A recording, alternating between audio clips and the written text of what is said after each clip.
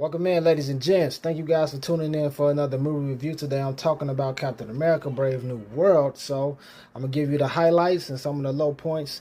The highlights of this film: Sam Wilson, his iteration, or at least his character journey, even though they kind of go over the same points as they did in some of the Falcon and Winter Soldier series, as him still trying to wrestle with him becoming Captain America. This film, I feel like, has these different weird edits where you can tell remnants of what they was trying to do in the previous iteration of this movie is kind of still holding on in this film, and it's kind of discombobulated at times. The also high point is Isaiah Bradley in this film. He is great.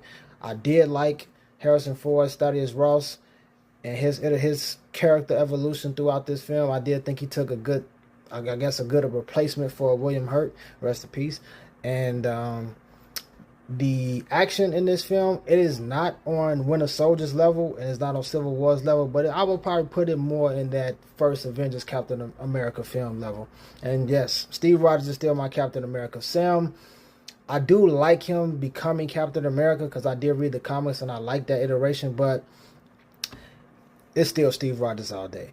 They do introduce some, or at least they give us a little bit of, surprise for some of the other MCU characters that pop up in this film, and I like that. But overall, the story, as it follows with Thaddeus Ross forming a coalition from all the different nations to finally get that adamantium from that Celestial that they finally address in the MCU finally. And also another high point would probably be the relationship between Sam Wilson and Isaiah Bradley, and maybe even towards the end of the film with Joaquin Torres and Sam Wilson. The action sequences that's placed throughout the film, overall, they kind of get better as the movie goes on. The low points, some of the characters, like the Israeli Black Widow, I think her name is Ruth. She did not work in this film for me because they don't give her much to do anyway.